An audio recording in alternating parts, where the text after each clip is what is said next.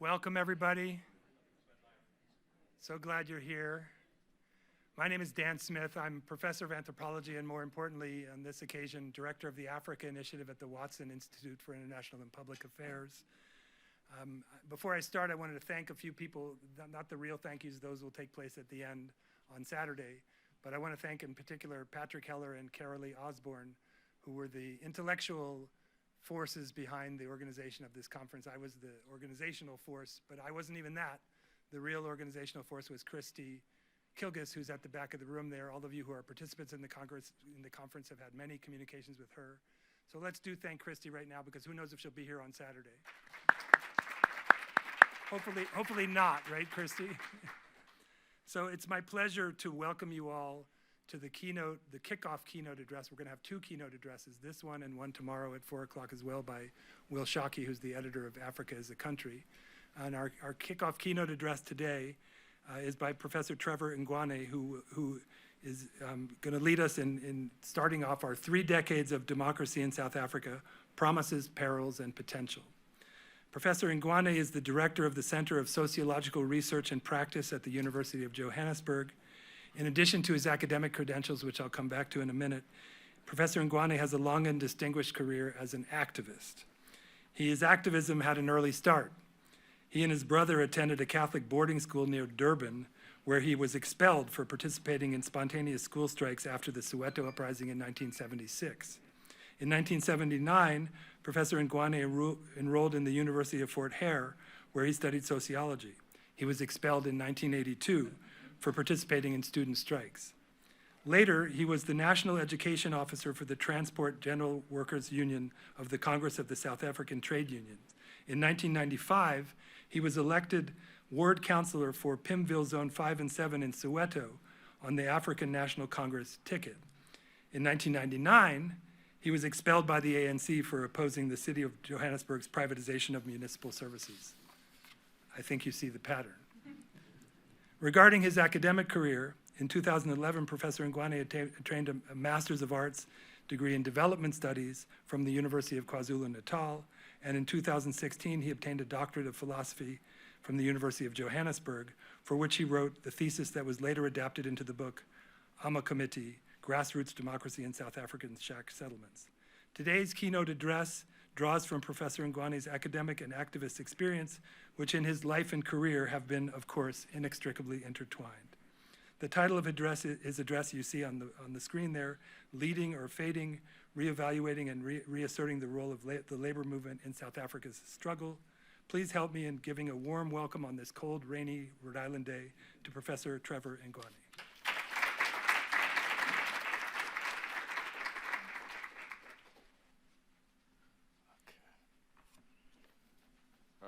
Thank you very much. It's such an honor to be here at Brown and talking about 30 years of democracy in South Africa. So I appreciate the invitation and your interest in what is happening in our country. And it reminds me of the bond that South Africa shares with the USA, such as that both countries settler, colonial, racial, capitalist social formations. But in particular, I remember how thousands of Americans, not least workers, supported our struggle during the dark days of apartheid. So recently, I and many comrades were inspired by the struggles of the auto workers in the US against VW and those people.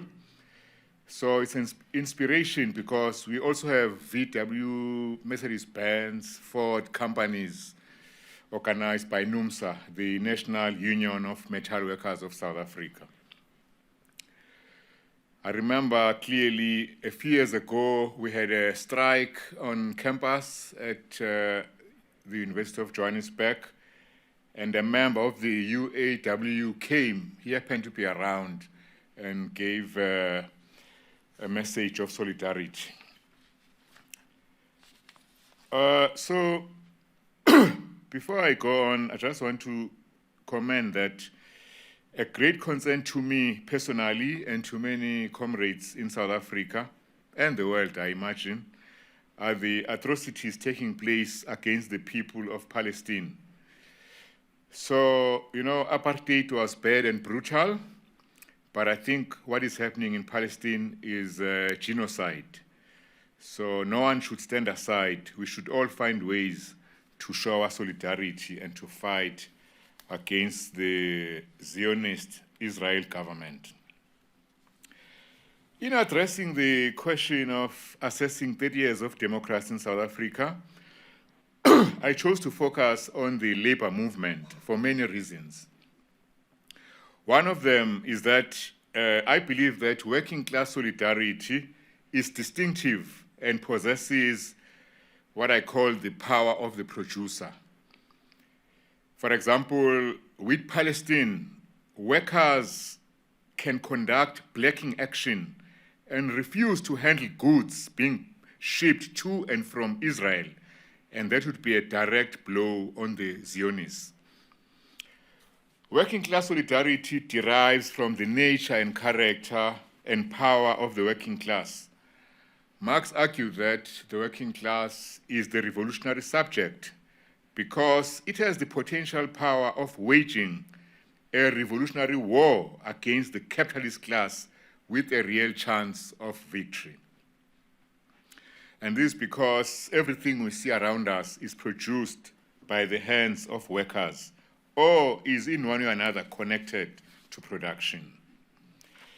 The working class is also the class of the future and can and must be the future ruling class in society because as producers, it does not need to exploit any other class in order to meet its needs. Organized labor, trade unions, are part of what we can call, in general terms, the working class movement. It's a movement, especially when the masses are in motion fighting against the exploiter and oppressor, fighting for their needs. So workers and their unions are an important component of this movement, which we saw clearly during the struggles against apartheid in the 80s. It's a broad movement in which various social groups, movements, organizations, and individuals can participate. Workers are not always the vanguard of the working class movement. I mean trade unions, organized labor. For example, in 1976 in South Africa, the students were at the forefront of the anti-apartheid struggle. They were its vanguard for a while. We also saw this with the American civil rights movement.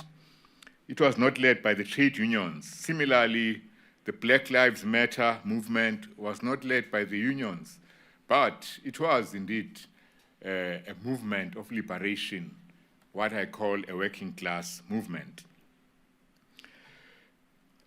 However, Rosa Luxemburg notes in her discussion of the mass strike that any major political event like Black Lives Matter, anti-apartheid upheaval,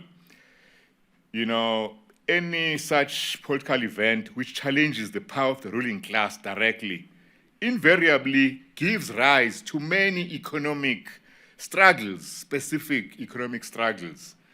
It's as if, according to Luxemburg, the political upheavals makes the workers' economic problems intolerable, and then they just want to fight. So there is that symbiosis between political and economic struggles. So today I want to ask the question, what is the true meaning of the role of labor in social struggles? Indeed, in economic struggles. And I think that the South African experience gives us some lessons.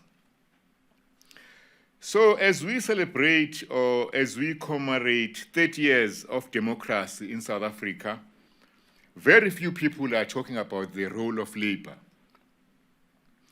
except perhaps insofar as employed and unemployed workers are potential voters in the coming national election. So the aim of my talk, which is why I chose this topic, I don't want the role of labor to be downplayed, trivialized, elided, and erased when we tell the history of the struggle in South Africa, in the past, in the present, and in the future. These days, the ANC government prefers to present workers or to engage with workers as selfish people who go on strike, demanding, especially the public sector workers, demanding high wages and inflating the wage bill. So I think that this is part of what I can call making workers invisible as a strategy to stop workers organizing and leading a struggle against the capitalist system. So in South Africa, there is a process of rewriting history, especially led by ANC leaders and also other people. An aspect of this, which some of you might find surprising, but maybe not, is when the late Archbishop Desmond Tutu in the 1990s described South Africa as the rainbow nation of God. So he wrote a book actually called The Rainbow People of God, The Making of a Peaceful Revolution. And the foreword to the book was written by Nelson Mandela.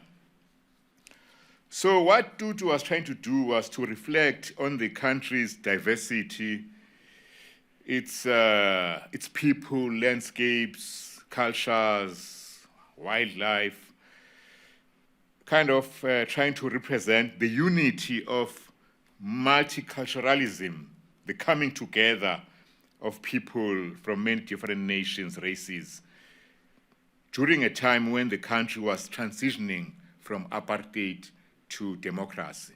So it was a hopeful characterization. Something kind of, I'm not certain, but I think it's something akin to the American melting pot idea here. Diversity, multiculturalism, acceptance, and cohesion.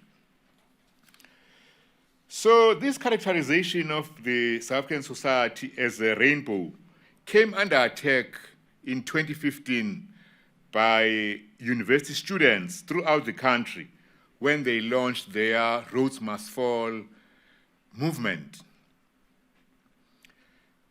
So this Rhodes Must Fall campaign by students was part of their call for the decolonization of higher education and an end to oppression and of exploitation in South Africa. The students said they were angry at the continuation of the pain and suffering and victimization of the black child. The students revived black consciousness as an ideology of struggle after this ideology had fallen into disuse and sidelined by the ANC's rainbow. Rhodes Must Fall campaign became a very powerful campaign, especially in its guise as the Fees Must Fall campaign, and again, the worker-focused campaign called Outsourcing Must Fall. Outsourcing Must Fall scored a decisive victory when it won against outsourcing and contracting out of cleaners, security workers in the universities, and all these workers were insourced. They became part of the university staff. Another way in which there is this rewriting of history is when the history of struggle is written as a convergence of the anti-apartheid pragmatism of South African capital, what we call these days white monopoly capital, and the anti-apartheid struggle of the masses. And both of these are said to be expressed in the rise of the ANC, taking the nation forward in the struggle for global international competitiveness. So the official history states that capital's opposition to apartheid came together with the struggle of the masses in a common unified struggle for a non-racial democracy. This is done in a way which excuses capital from its connivance with and enrichment from the apartheid system. So this myth of the rainbow nation of convergence downplays and denies the deep social structures of racial oppression found in post-apartheid society. It trivializes patriarchy, it glosses over the deeply socially structured exploitation of the working class and renders this, calls it, poverty and inequality, stripping it from the capitalist relations and private ownership of which it is a product. The role of the working class, of the rank and file, of ordinary people is ignored, or at best, workers are projected as followers and supporters of great leaders who make history and bring hope and justice. The great Nelson Mandela, sometimes even the great Robert Sobukwe. So this great guy theory of history can also make claims about the role of organizations such as the ANC, how the ANC liberated the masses. So rather than the masses fighting their own struggle, liberating themselves through their own struggle, their own self-activity, this is attributed to great leaders, to great organizations. So this is a serious problem, for me at least, because it tells workers that their experiences of everyday life, this experience is not importance, and that there are no real solutions, led, organized by workers themselves. And that the solution to the problems of everyday life are to be found from somewhere else, from this leader, maybe not from that leader, from supporting this organization rather than supporting that other organization. And you can see how this is so easy to do during times of elections when these organizations compete for the workers' vote. So, the socialist vision, the picture of an alternative government run by the workers, is replaced by the picture of the radical leader. It could be Nelson Mandela, Jacob Zuma, recently Julius Malema of the new youthful party, radical party, the Economic Freedom Fighters, which is a split from the ANC, which I'll discuss later.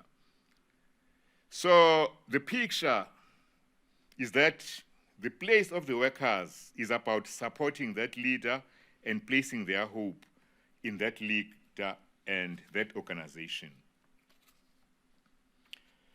So recently, there has been a challenge to the ANC and its pro-capitalist policies. There was what was called the NUMSA moment, when the Metal Workers Union split from the ANC, SACP, Communist Party, and COSATU alliance.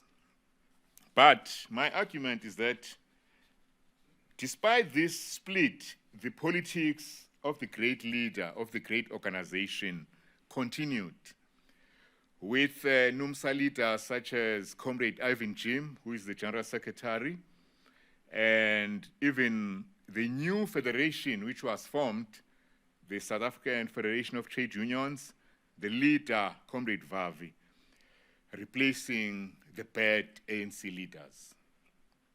So the great guy theory of history survives, leads. During the struggle against South Africa, there was something called, I'm happy Comrade Dave Hampson is here, there was something called the progressive tendency from below. So, workers, communities coming out, fighting, organizing. But today I want to talk about what I call the progressive tendency from above. So, the split, the challenge to the ANC by NUMSA, the NUMSA moment, we find leaders like Vavi, like Jim, many others, pursuing pro-working class policies, needs, being radical. But the problem is that they don't break from this progressive tendency from above. So rather than socialism coming from below, it is socialism from above. It is based on the leader's control of the bureaucratic levers of a trade union. I'm sure Marcel agrees here because he has studied NUMSA. So this is the same thing which Stalin tried and failed horribly in the Soviet Union. So the progressive tendency from above carries an inherent limitation and in fact militates against its objective and its content because it is from above and is not from below. So saying this is not just about an abstract principle, It is about how this politics plays out on the ground. One of the biggest problems in the struggle in South Africa today is the crisis of the lack of confidence of workers in their own power to change history, to be that revolutionary subject that Marx talked about. So the progressive tendency from above makes this problem worse, and it further convinces workers that they can never by themselves be the solution. In fact, they cannot themselves be part of the solution. So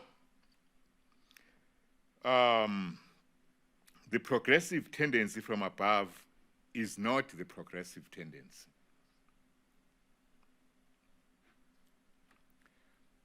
Now, today in South Africa, there is a general consensus that, well, across all classes, races, ages, that the ANC has failed.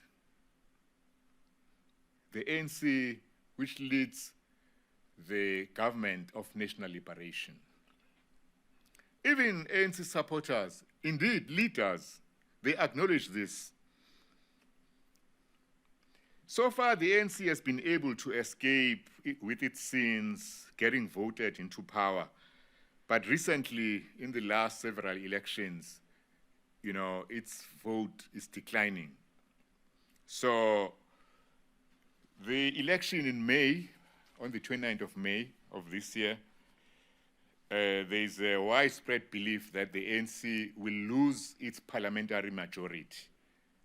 So this is a crisis not only for the ANC, but also for the ruling class, because up to so far, the ANC has done a good job in containing and maintaining the system of capitalism, of capital accumulation. It has done so mainly through this ANC Communist Party COSATU alliance, what Antonio Gramsci calls a historic bloc. So the ANC is not ruling alone. It's got the unions, it's got a Communist Party, and it's got also the civics. There's an organization called SANCO, the South African National Civic Organization. So if the ANC dips below majority, it's a crisis for this alliance. But my argument is that it's also a crisis for the ruling class. So we see the ruling class, Oppenheimer, funding various new political parties which are emerging from nowhere. I don't think it's because they want to undermine the ANC. They're just hedging their bets to make sure that, you know, the bourgeois orientation dominates whatever happens.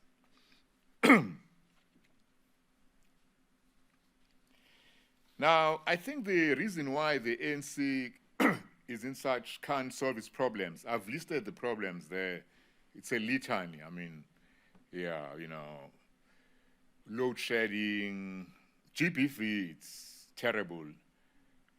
It looks like South African men go around raping women. You know what, the capital country of rape, including child molestation. So my view is that what has happened is that the country is now living with the consequences of the failures of the ANC. So, for example, you know, with rising unemployment, poverty, inequality, one result will be rising crime levels. Can you see? Yeah. So now the ANC doesn't know, is it dealing with the problem or the consequence? So it's too late for it to do anything. For example, the energy crisis, the frequent power failures, we now know that you've got people who steal electrical cabling. So when there is no power, that's when they get their chance to steal. So this is an impossible situation. And then, of course, the ANC scored a match-losing own goal when it failed to curb corruption and graft in its own ranks. So the party's reputation has been irretrievably tarnished by this culture of self-enrichment by means fair and foul. The current president, Cyril Ramaphosa, who is a billionaire before he became president, came into office giving hope that he was going to deal with this. Hey, he's rich, he won't need to steal. I mean, we all know. You know, but workers say that, you know, he has got no need to steal. But everyone is disappointed because of a scandal where millions of, hundreds of thousands of US dollars were found in his mattress, you know. So we don't know what was going on there here.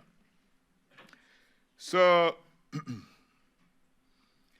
yeah, so the real question is what will happen, you know, once the ANC is out of power. But the real question is what will happen to the working class, because at the moment, everyday life is one of poverty, crime, and the worst part is not just the material deprivation, but is the political crisis of the working class, where people lose hope that there can be a solution, where workers lose confidence that they can do anything to improve the situation, where a vision of alternatives disappears. It's almost as if there is no alternative to the capitalist system. So that is the greatest crime of the ANC. I could talk about the climate change, flooding, killing workers, but, you know, due to time. So one thing I want to talk about is this hopelessness, which hardens into a lack of trust, where you hear ordinary workers saying, all politicians are the same. All political organizations are the same. Indeed, any organization will never help to improve the situation. So it's a kind of giving up, this lack of hope, lack of trust, lack of confidence. But we have found that somehow South Africa at one time was described as the protest capital of the world, because there's a lot of sporadic protests in communities, strikes also. So my perspective is that it's because together with the hopelessness, the fear, there is also from the lived experience of the workers, anger. So this anger kind of balances and challenges the hopelessness and drives these protests, these strikes. So if I had more time, I would go on, but basically we have to nurture, develop, encourage this anger. Sometimes it becomes a hatred, anger, hate. Sometimes it's linked to pride. We are proud of what we are. They are trembling on us. So this pushes against the hopelessness. And it's when workers are angry, when they feel that hate, that they break through their lack of confidence and they fight.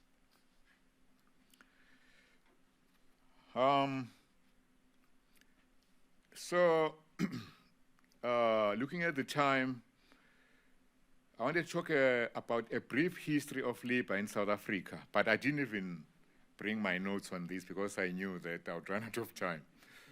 So, but there's a picture of a guy called Jan van Riebeeck.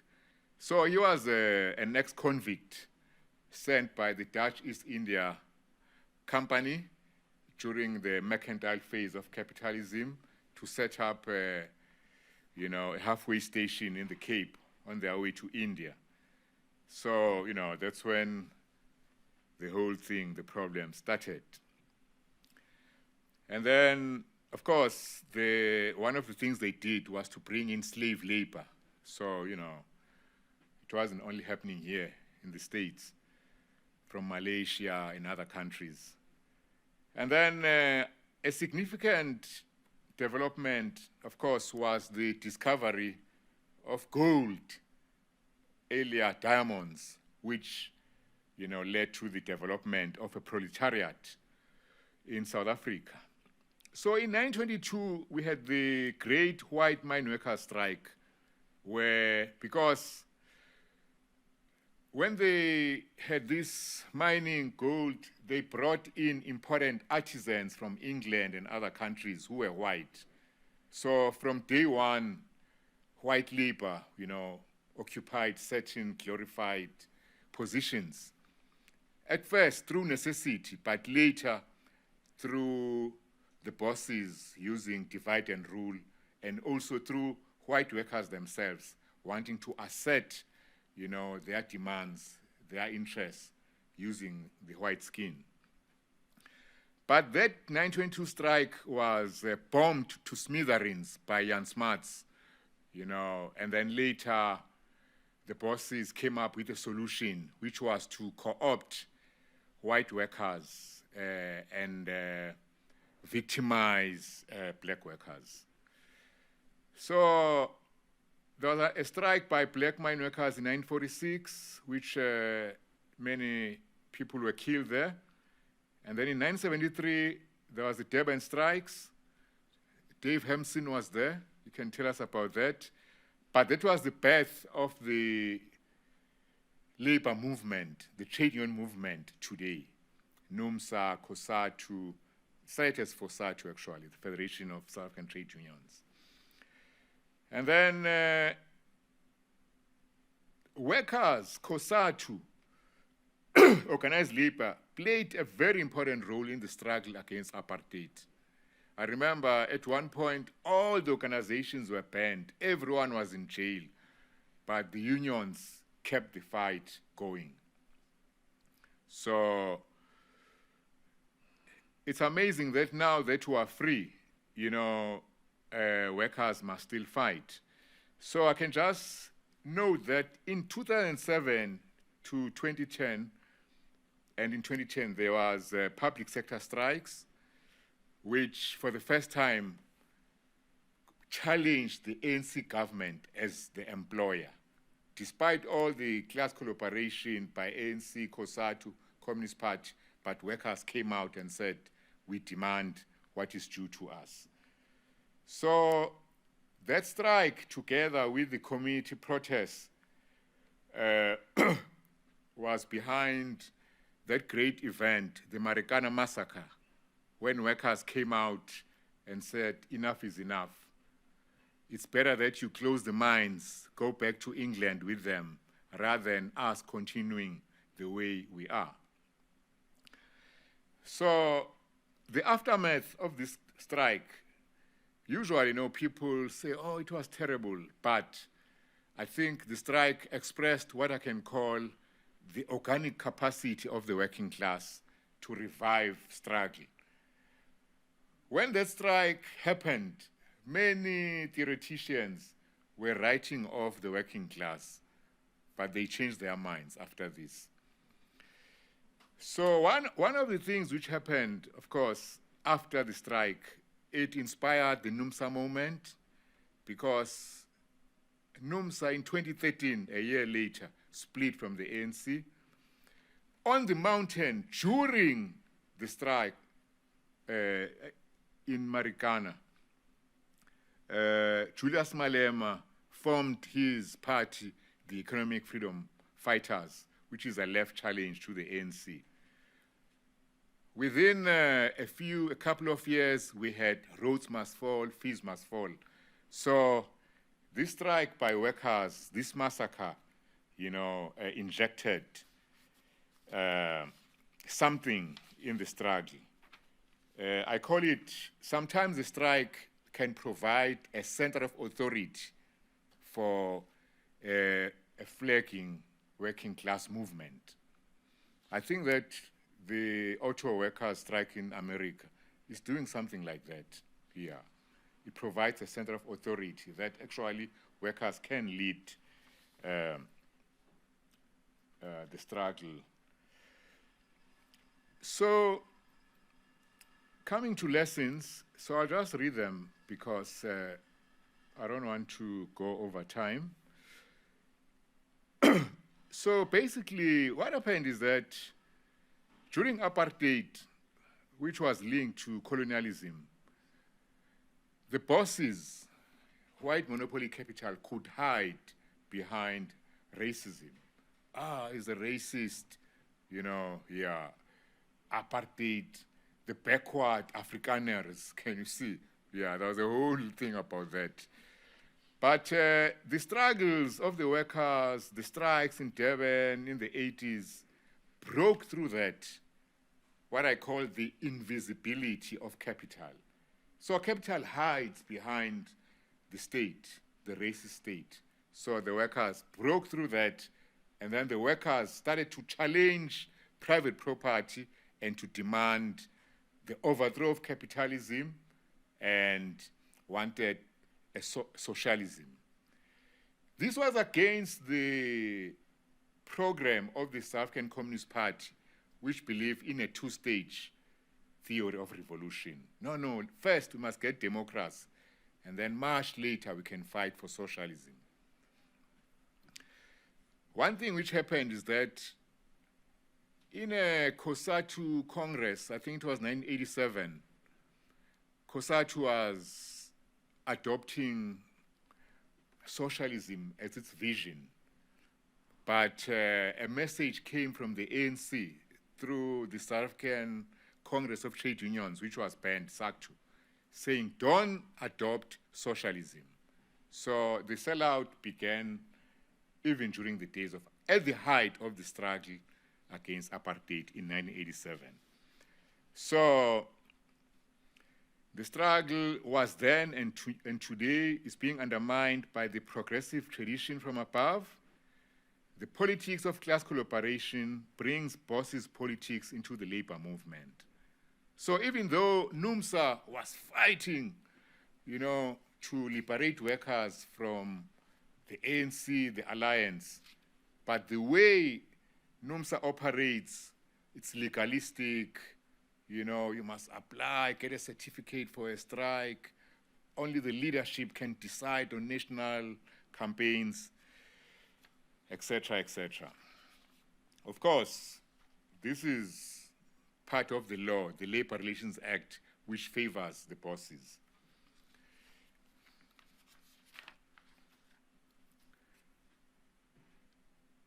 So there were many lost opportunities. For example, during the public sector strike, it could have taken only a phone call for COSATU to call out private sector workers, but that never happened. And then a point I want to make is that solidarity is the soul of the working class movement, but I won't elaborate on that. So my last point is we need to focus on the working class itself.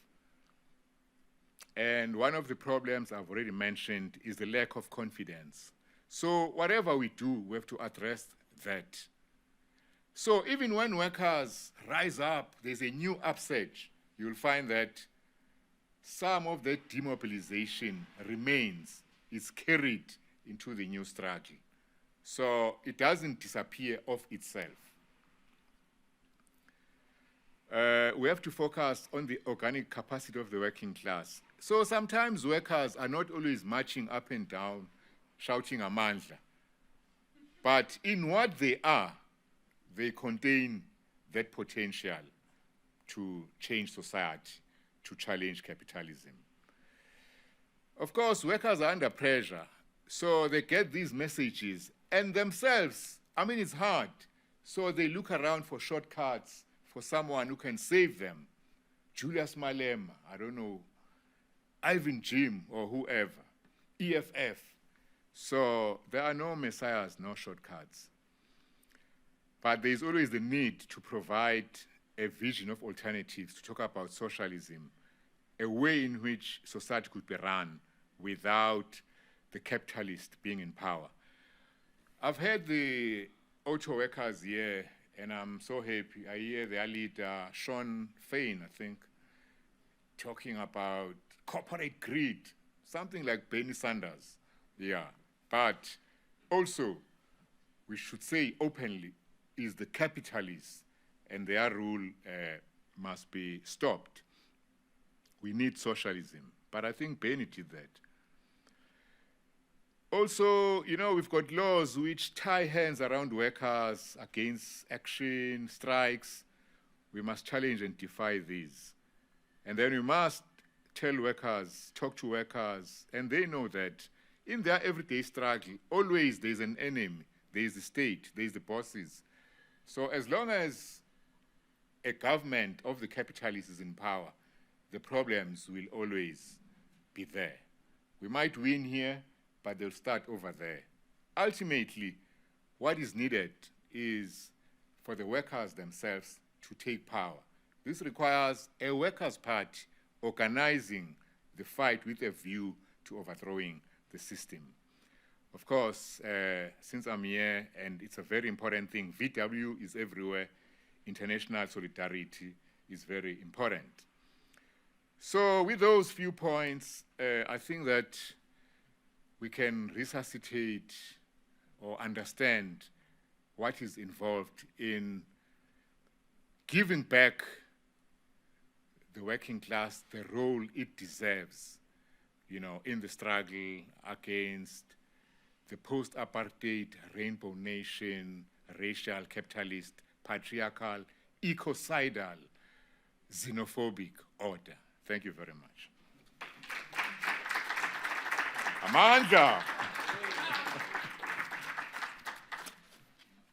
So thank you so much, Trevor. We have lots of time for questions and discussion. If you have a question, raise your hand and I'll pass you the microphone.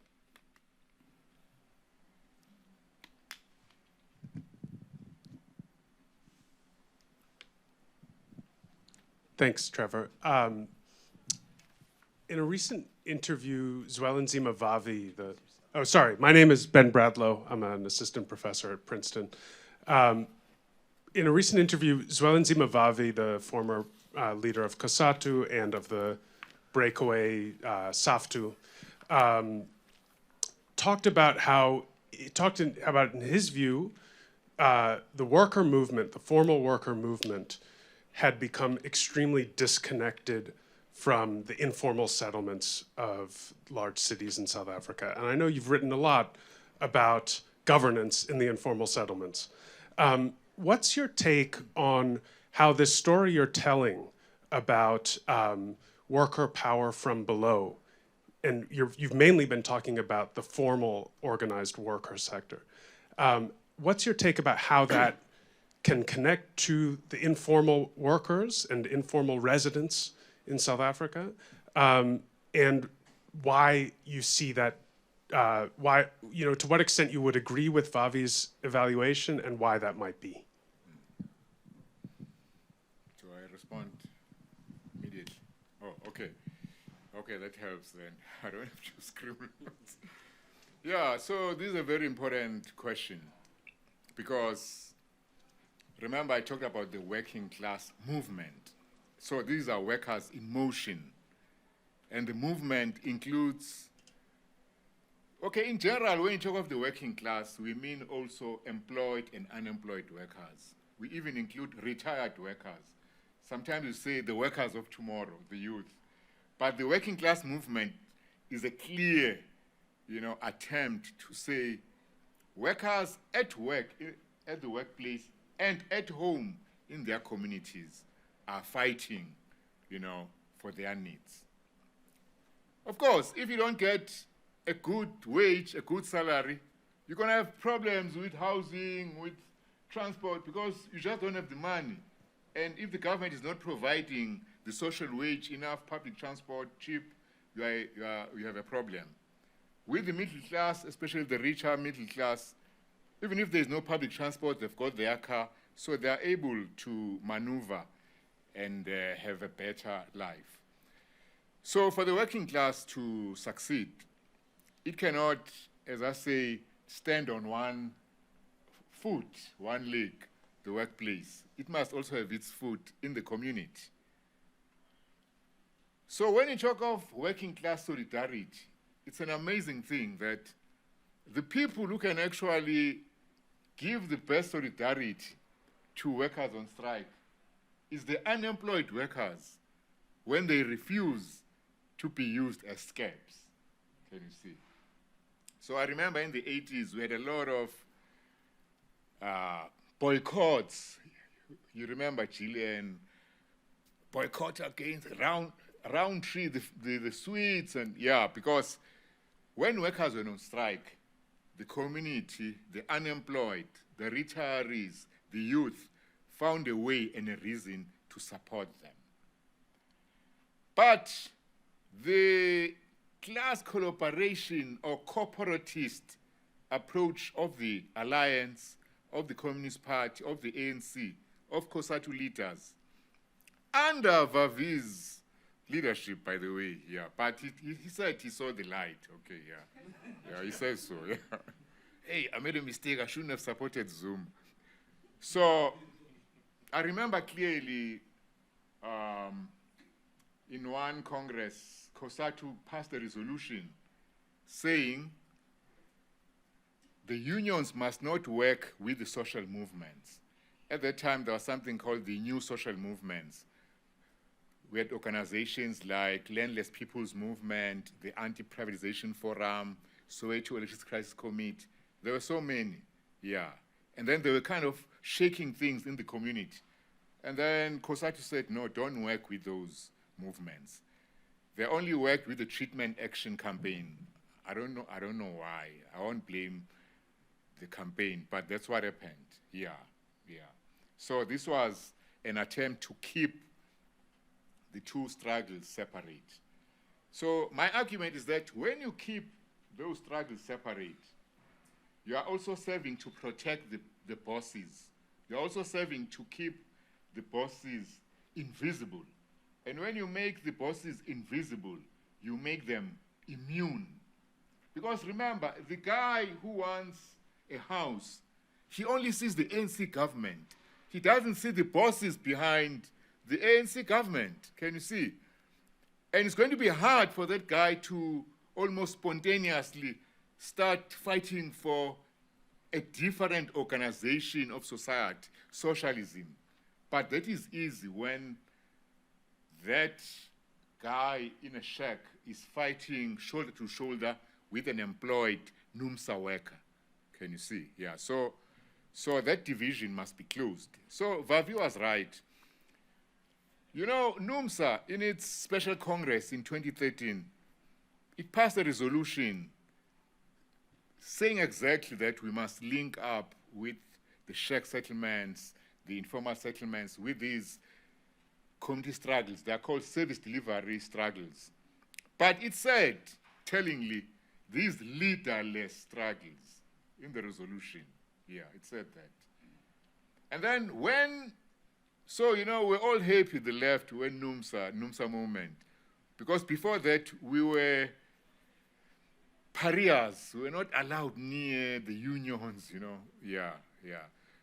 You forgot to say that I was once, you did mention that I was an educator of the Transport and General Workers Union.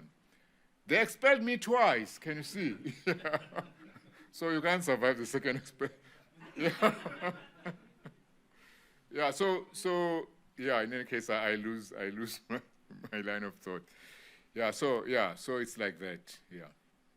Further questions? Floor is open.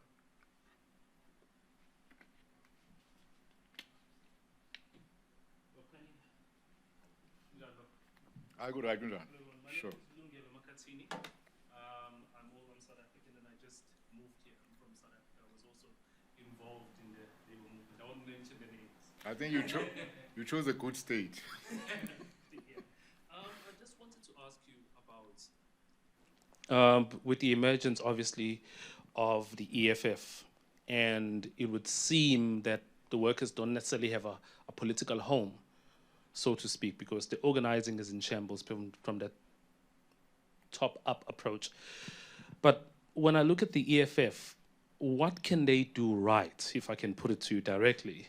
Can they do right to become that political party? Because they talk a lot about worker-centric issues, but at the same time, it does seem that it goes sometimes over my head, because it's also all, for me as a general person in the general public, just becomes too philosophical, and sometimes there's also eccentric play there. But I just wanted to know, how do they become, because from where I'm standing, the SACP is good as dead, you know, and it's a shame. It's good as dead. It used to be the vanguard of, so-called vanguard, I guess, from the top up, I guess. But I just wanted to know, is there a possibility, if I can put it fairly, for the EFF to become that worker-centric political party?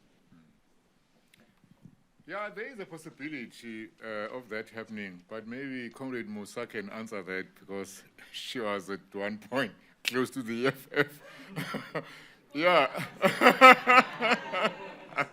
Yeah, okay. But in any case, one problem of the EFF, of course, is the great guy theory of history. Yeah, because Malema, he runs that organization, you know, with the iron fist. You know, I remember we had something called the Democratic Left Front. We were trying to organize as the left. And then we had a meeting with the EFF. So their meeting is called the War Council, okay? So we went there. There was only 4 of us or 5 with Rehat. I can't remember. No one. So we come and sit there, and then there's like 15 of them, you know, in this. I won't say palatial, but it did look formidable. In 2-3 hours, the only person who spoke on the side of the EFF was Malema. Yeah. And the only time his deputy Floyd spoke was when he forgot something and said, "Hey, fighter, who is that guy we met?" And then he says, "It's Joe." "Okay, yeah, it's Joe." And, and then I believe that, you know, although I must be careful, but I believe that, you can see why I get fired. Or I believe that Malema is prepared to use violence to protect his grip, maintain his grip over the organization. Can you see? Yeah.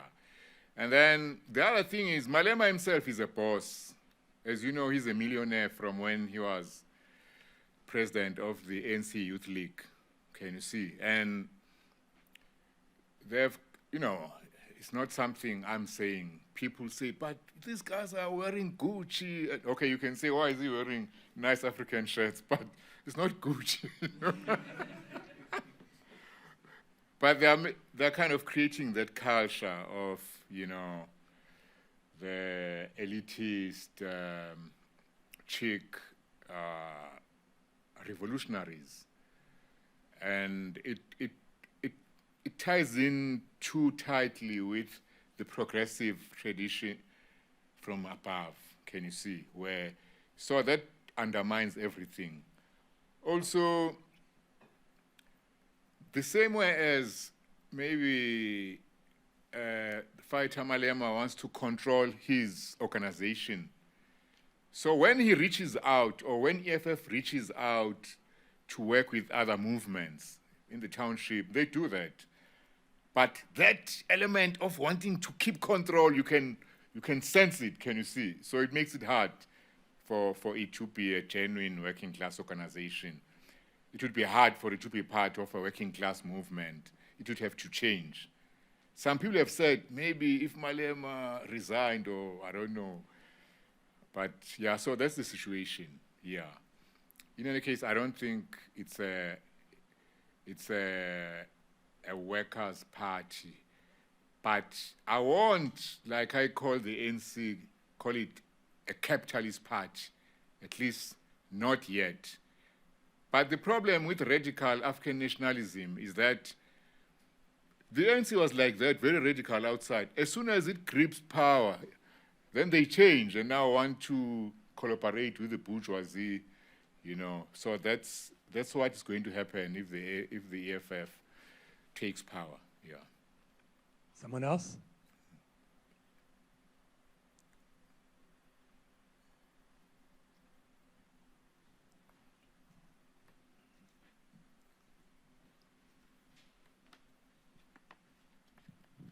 Thank you for your speech, Prof. My name is Kipi Simani. I'm a Kenyan student doing my master's at WITS, actually. And I had a question where you mentioned international solidarity and its importance.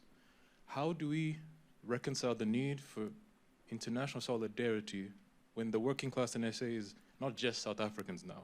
Because more increasingly it's people from Malawi, people from Zim, people from Botswana who are also trying to get by every day. But there's that wedge of xenophobia that really prevents the working class as a whole from uniting. Mm-hmm. How do you, I guess, prevent a hierarchy of the South African working class first, then maybe, you know, other passports second? Yeah.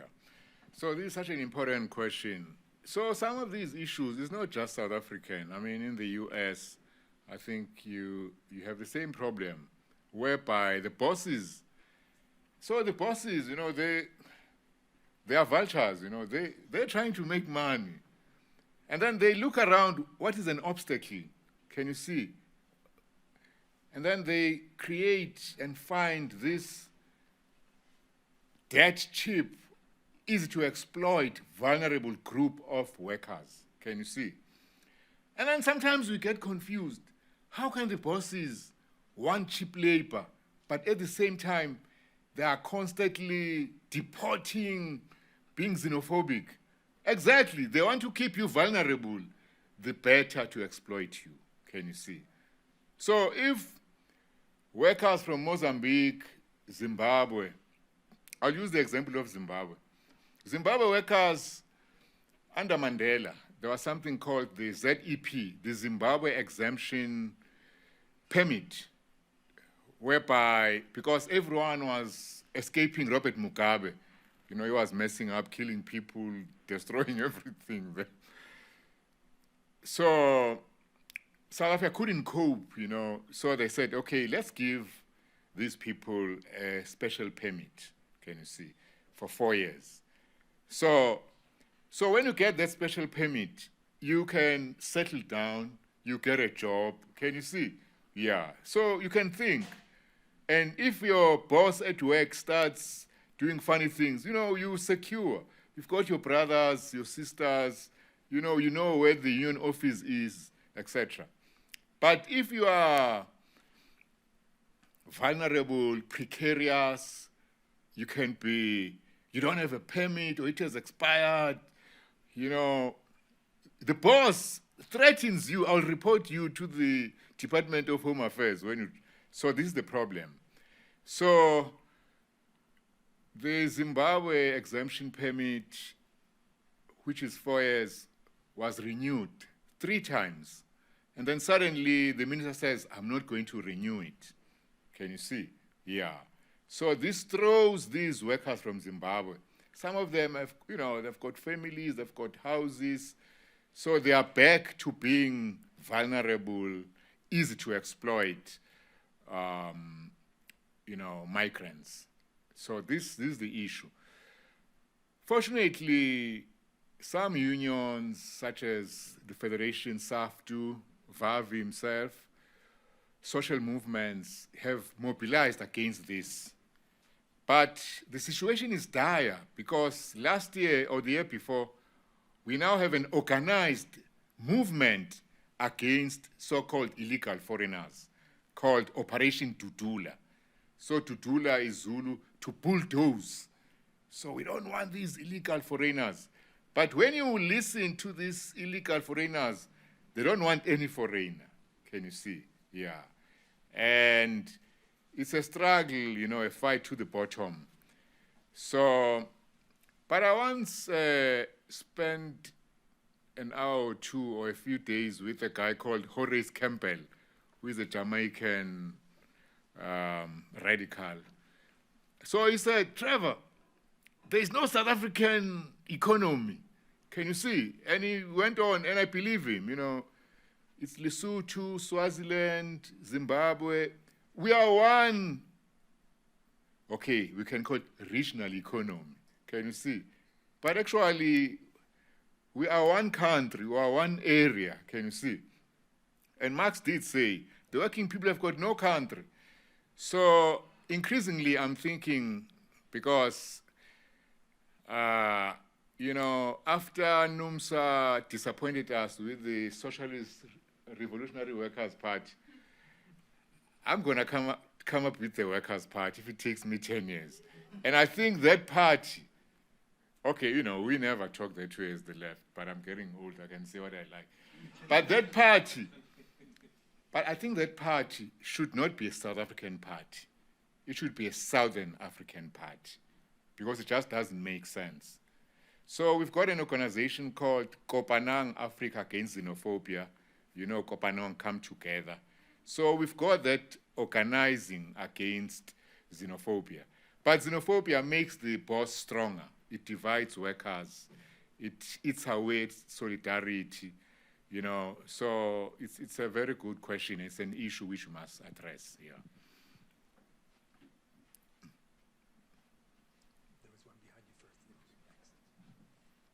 Trevor, some marvelous points. What we had in South Africa was a revolution, and then it was stalled.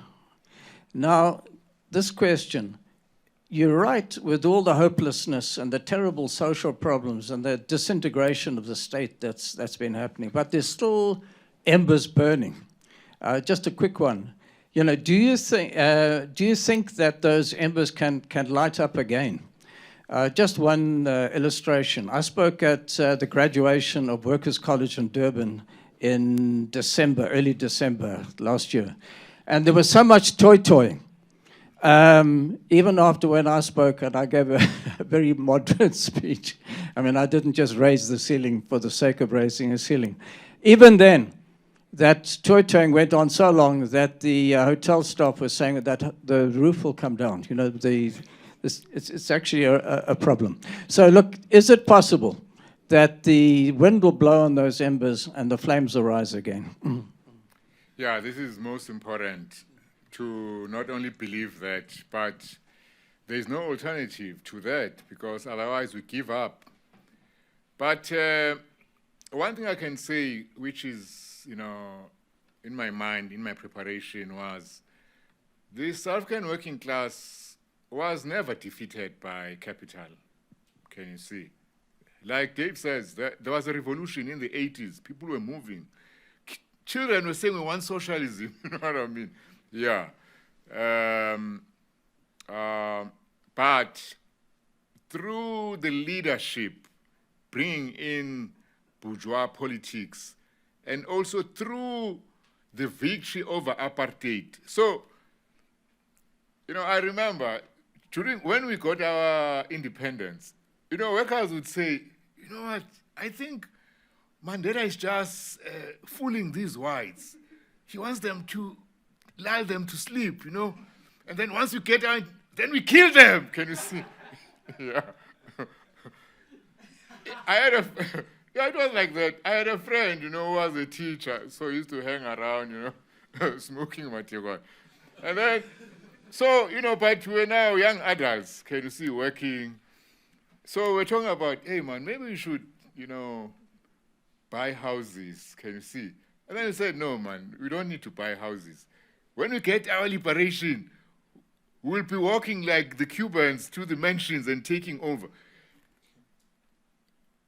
We believe that it was going to happen that way. Yeah, so it was indeed a revolution. And then it was nipped in the bud. But, so something was given. At that time it was called one man, one vote. One person, one vote. No more pass laws. For the frisky, you can marry a white woman. Can you see? Yeah, but the deal was white monopoly capital continues, sitting on the money. There was a side deal, black economic empowerment. So they said, okay, we'll give some of you top leaders of the ANC, capital. Indeed, the first millionaires in South Africa were all members of the ANC National Working Committee. Saki Macozoma, Ramaphosa, you can Tokyo, all of them. Yeah. So the revolution was nipped in the bud. In fact, there's a series of books. Who's that guy, Murray something? Yeah, it's the revolution, deferred. There's even Adam Habib, the suspended revolution. There's all these revolutions. So there's an agreement that there was a revolution in the making. Part of what I was saying, I was trying to show that part of derailing the revolution was the progressive tendency from above. Suddenly, hey, everyone loves Mandela, even the bourgeoisie, yeah. And then this struggle, which was happening in the deepest rural hinterland in the Transkei, was, by people, I don't know, suddenly was just embodied in this one guy who emphasized, I am a disciplined member of the ANC. So you can see the channeling and denial of the role of ordinary people and stamping, the revolution as something which happened from the top. Yeah. So that's how the revolution was deferred, suspended, blocked, stifled, postponed, deflected. Yeah. And certainly, it was not, the workers were not defeated. As you say, Dave, if you're in South Africa and I start a song, it's true, we would sing until, because everyone believes we can do it. Unfortunately, with that militancy.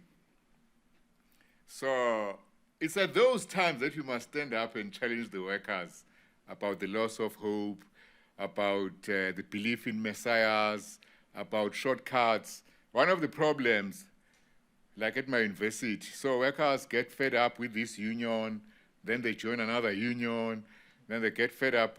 Even within that union, they get fed up with that leader. But it's because it's hard to struggle. So the solution is not easy. So everyone wants a bit of, give me some slack, maybe if we get him. So I think we have to address those problems. Yeah, the remobilization comes with problems. I think in the US, you are gonna really have to work hard because there's such a lot of sedimentation. Can you see? Yeah, so, yeah, already I can hear some things. But that's the only way, to challenge directly, openly. Of course, with workers, you have to be, you can't be tactless. You must be with them. I had a whole section on how to talk with workers, how to challenge their fears, how to listen. Because the only way we can have a revolution is when ordinary workers feel, yeah, we must have a revolution. It's not going to happen in books or in speeches. It is when so this is the work which must be done. Unfortunately, just my last point, NUMSA, when they started saying, okay, they formed the United Front, and then they went out to work, they wanted to work in the township. We found that these shop stewards, they forgot how to organize in the township. Can you see? They're just messing up, falling all over themselves. They can't speak to ordinary people. Can you see? I'm not saying that out of derision. It was a challenge to us. Okay, NUMSA is with us, but they're just messing up, can you see? And then it all disappeared. Yeah, so we need those lessons. Dave, you said something about writing books. We must write those books about how it was done. And then the youth, when the youth stand up, something which happened 100 years ago, for the youth, it's like it happened yesterday. It's like it happened now. Yeah, that's what happened with Fees Must Fall. They're now reading Frantz Fanon, reading, all sorts of books, can you see? Yeah, as if, all those critiques never happened. So let's write the books. Let's document what workers have done. Yeah. Thank you, Prof. I have a question about revolutionary militancy. So I was wondering, you mentioned the Marikana massacre, and that happened in the same year that kind of Black Lives Matter here kind of first started. And I was wondering, I think one of the major failures of that movement is the lack of militancy. And so I was really attracted, or sustained militancy rather, and I was very attracted to your emphasis on nurturing hate and anger as integral to the kind of consolidation of a working class party. And so I was wondering how that allows you to think about the role of a kind of revolutionary militant front that could prohibit prohibit the kind of massacres that working class parties and movements suffer when they do decide to move. Or avoid massacres. Yeah. Yeah. Well, firstly, when you talk about hate, I remembered, Nina Simone has got this song, Revolution. Yeah. They'll say, I'm preaching hate, but we hate the system. Yeah, we hate the system. I mean, what it does to people. Yeah. So the only problem is that when we organize ourselves, for example, with the roads must fall, fees must fall, even the unions, it's not as if the bosses or the state is going to stand aside and watch us, even cheer us on. They take action to undermine what you're doing. Can you see? Yeah. And to push them back, you need a politics. And militants by itself is not that politics. So this is what happens with these movements. I don't know, maybe Black Lives Matter. Certainly with fees must fall, roads must fall. So, there were students read Frantz Fanon. Every generation must, I can't remember what he says. Suddenly the students were the vanguard, okay, maybe I'm contradicting myself because I did say they are the vanguard, yeah. But now the vanguard, which is like insular, inward-looking, getting all the answers from itself, doesn't know anything how to push back the state, how to defend itself from all the interventions. The state doesn't just send troops with guns, although it also sends infiltrators, agent provocateurs. It also has a propaganda. These people are like this. Can you see? Yeah. And also, within the movement, we have different politics. you get I'm not saying the middle class can't be revolutionary, but you get what I can call the middle class types.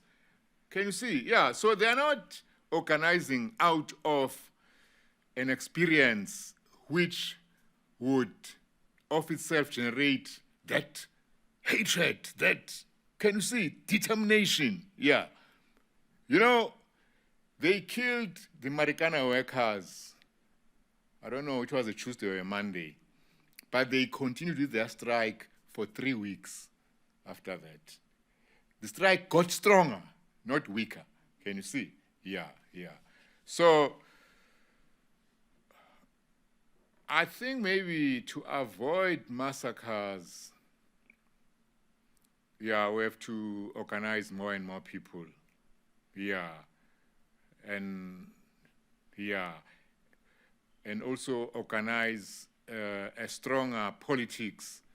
So for us in South Africa, the left, I'm sure Comrade Musa will agree, the Marikana experience taught us a lot. Yeah, you know. I mean, Luke even wrote a book, The Spirit of Marikana. Can you see? We have to learn. How did the workers do that?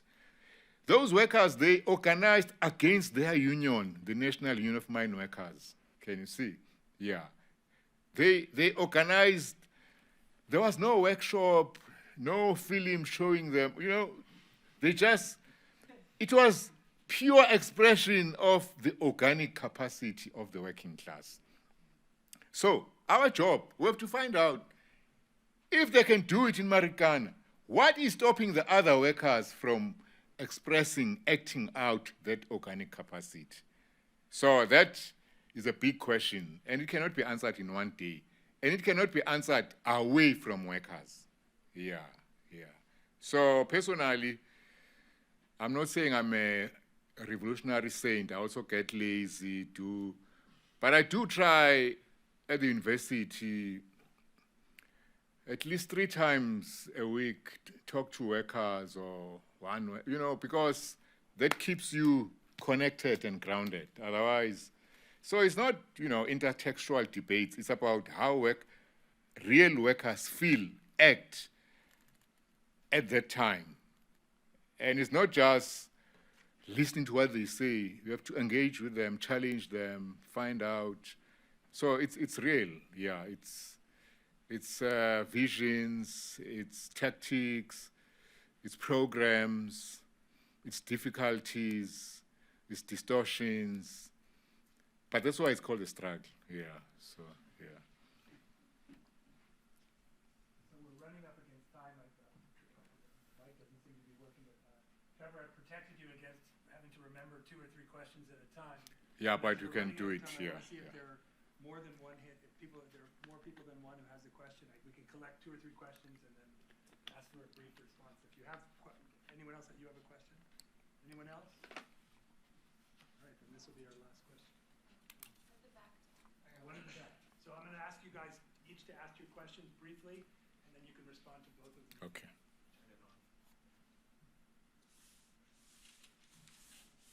Hello. Okay, thanks, Comrade. Yeah, I just want to follow on the thread that's been running here, and pick up on the thing that you said. You know, one of the sort of points that runs through your talk is about confidence, right? Confidence of the working class to, take the power, and it strikes me that one of the dynamics of the last 3 decades is sort of the crushing of that spirit, right? Which is why Marikana was so amazing, and there was that sense around 2013, 2014, 2015. There was this reinvigoration of a sense of, okay, actually we do have a little bit of there was some momentum going. But then it was lost. That's from my perspective anyway. And it strikes me that one of the things that's been sort of crushed over the last 30 years is that sense of empowerment. And part of it is about the rise to power of the ANC and people directing their hopes there, right? Saying, exactly what you're pointing to, right? The big man theory and the idea that, we'll just wait here it will be delivered to us. And so it strikes me that one of the things that's going on, you mentioned the ANC is collapsing, the ruling class is losing its political, guidance there, right? It's also a moment where that organization, that body that was supposed to deliver, that people have been waiting for, maybe now that's going to disappear as well. Maybe those shackles of that sort of expectation of delivery are disappearing as well. But it's not clear to me where that confidence is going to come from, right? It could just as well dwindle into disillusionment, right? Which is what I think we see a lot of as well. So it's a little bit of a question of, kind of Dave was asking where are the embers still burning, right? Related to that, where's that confidence going to come from? At what point are people going to look and say, hey, this is our moment now to build something new. We got to stop waiting for somebody else to build it, but we're going to build it ourselves.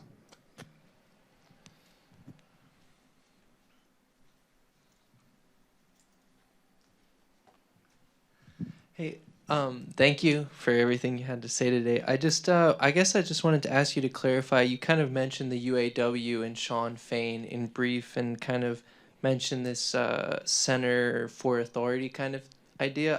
I was wondering if you could expand on that. And I also, I guess, just wanted to clarify that during the strike over the summer, which I also found really inspiring. But well, yeah, I guess it's kind of complicated because Sean Fain is the president, and that is like it's not so much a spontaneous moment. It's actually like led by organizers and by a union infrastructure, but it did have like an inspirational militancy to the point where Sean Fain said it a couple speeches, like, we are fighting a class war, like this strike here is a class war. And so I feel like I understand your critiques of the great man theory, but also like inspirational people at times can make the right difference as well. So yeah, I guess I wanted your perspective on kind of all of that a little more. Yeah, Sean Fain inspired me too. Yeah, certainly. Yeah, I was really taken aback. Wow, in America, hey, this is amazing. I'm sorry. But, it's inspiring. But, with, for example, NUMSA, even the Communist Party, you get a lot of rhetoric, but the practice is the opposite, can you see? But in this instance, Sean Fain was doing something real and leading a strike, can you see? It could be. It's almost like trying to imagine the Russian Revolution without Lenin. I think Stalin would remember. Stalin, he was siding with the Mensheviks, saying no, let's join that first government of Kerensky. Yeah, can you see? Yeah, and then Lenin came up with his April thesis and said no, we must. So yes, there is the role for the leader, for the individual. Can you see? But the leader, because, okay, let's put it this way, which maybe will be clearer. So this is what happened in South Africa with the NUMSA movement, which, by the way, was killed by the NUMSA leadership. So NUMSA killed its own moment, yeah. So what happens when the progressive tradition from below meets with the progressive tradition from above? So this is the issue. Yeah, what happens? Can you see? Yeah, and then that's where now we find that shaking and moving, and can you see? Yeah. For example, if you've built NUMSA as a bureaucratic hegemon where you have all the power, but now you want to move the class together with the. Are you prepared to sacrifice your position? Are you prepared to take steps against the kind of union and unionism which you are a part of? So that is why we need revolutionaries. Yeah. So this is the question. Yeah. So that there are too many pressures on leaders on organizations to cede space to the demands of the bourgeoisie, can you see? But I don't think that that strike would have happened, even succeeded, without that thing from the top, can you see? Yeah. But that thing from the top, we have to be careful of it, that it's always directed from the bottom. So that pressure from below must always be there. So what happened with NUMSA? The pressure from below, from Marikana, pushed these Stalinists, because that's what Jim and them were at the time, to the left, can you see? But when that pressure subsided, then all the Stalinist filth and habits came back. Can you see? Yeah. Of course, it's different with, say, a capitalist government like the ANC. With that, workers must not, use pressure. They must use force to make it do what is right. But with their own leaders in their own organization, they must maintain that pressure so that Sean Fain doesn't relax. I heard him now saying, okay, maybe it's realistic. The pensioners, okay, he's going to do them in a kind of gradual way. So some workers are not going to get the pension payout. Okay, it makes sense, but the way he said it was, I've agreed with the bosses. So okay, but sometimes you cannot say there is no compromise, can you see? The only problem arises when the compromise which emerged because of a specific time-bound balance of forces now is carried even when the balance of forces has changed. Now, when workers say, no, but we are strong enough now to demand that all pensioners get their money now. We don't want Sean Fain to say, no, but we made a deal with the bosses. Can you see? Yeah. So that's what happens with people like NUMSA. Yeah. So they become police of the union contract. So the contract is made based on a balance of forces. But Sean Fain, the UAW, might inspire the workers to become stronger, to build. Hey, now we've got 100,000 more members, can you see? Yeah. Now, those compromises must be revisited. Yeah. He cannot say, no, according to the way we work, we sign the contract once a year or once in 3 years. But that's what eventually happens in the unions. So that's what we must watch. And one way to fight that is to talk about these things openly. Oh, okay, Comrade President, this is a good deal given the balance of forces now. But we must fight to change it so that you can get a better deal. Can you see? Hey, we can't say we want to get rid of corporate greed and even have socialism if we can't change the balance of forces to change this compromise. I mean, it doesn't make sense. But that's what unionists do. But I believe in Sean Fain like you, so I'm not doubting him at all. But I was just saying, yeah. Yeah, so my last point is the confidence. So there is one thing which people do on the left. So they search for solutions everywhere else, but not from the workers. Can you see? So when we talk of the organic capacity of the workers, we're saying the workers, the way they are, in their everyday struggles. We can talk of the barricades of everyday life. When a worker wakes up, he must think, have I got money for transport? He must think, have I got money for my kid? He must, so that experience, it's daily.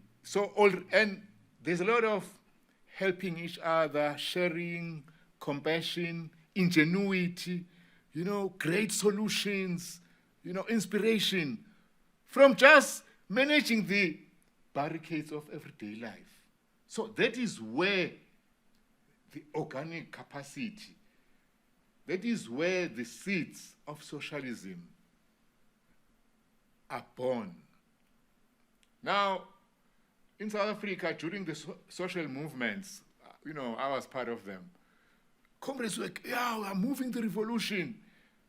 But they see that from their own radicalism, their own militants. They don't. So you look for treasures far, but the treasure is there in front of you with ordinary workers. So that is my politics, or that's the politics I push. It's there, yeah. The workers don't need to be anything else. They are already that revolutionary subject. Marx said, the question is, how do we change the class for itself, the class in itself to be a class for itself? It's just a question of dealing with their reality and finding the obstacles which stop that organic capacity expressing itself in determination to fight. It happened in Marikana, Yeah, it happened. It happened. In fact, if there were 10 Marikanas in South Africa, it would have been a revolution. Yeah, easily. Now, what happens? So the workers of Marikana, they open the door, okay? They allow Malema, they allow Jim and the NUMSA movement. The question is, where do we take that momentum? How do we drive it? Do we push it to a direction where maybe, if necessary, we change the structure of the way we run our unions? Or do you want to hang on, to the types of structures we have? Can you see? Where do we take it? Do we push it to undermine the progressive thing from the top, or we want to maintain that? So I think Vavi, all of them, I think Musa will agree with me. They acted based on what happened in Marikana. They were touched by the spirit of Marikana. But where did they take it? So my last point is that even when workers are moving, I think I already said this, those ideas, those weaknesses, that legacy of demobilization is there with them, and it must be challenged. Yeah, so it's not automatic that because they are moving, then all that goes away. But we stand a better chance of fighting and removing those problems when the workers are moving. So my last point is what you were saying, the center of authority. So sometimes the strike itself, Black Lives Matter provided a center of authority for a while. Actually, I believe, maybe I'm wrong, I don't think we'd have had the UAW strike without Black Lives Matter. I don't think so. But, I'm so far away, I can't really comment. But it does. Good people, read that book it's short, by Rosa Luxemburg, The Mass Strike. So she explains how, strikes can be organized, but during revolutionary periods, no one can organize strikes. They happen from the ground. Thank you.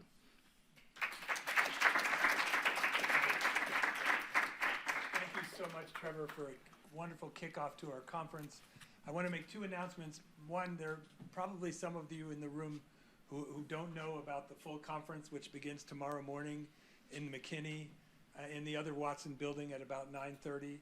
We have a second keynote address by William Shockey tomorrow at 4 o'clock. And then the second announcement is that we have a reception out here in the lobby, what we call the Agora, right now. So I invite everyone to come out and mingle and talk to each other, talk to Trevor, and further enjoy this afternoon. So thank you again, Trevor, for a wonderful kickoff.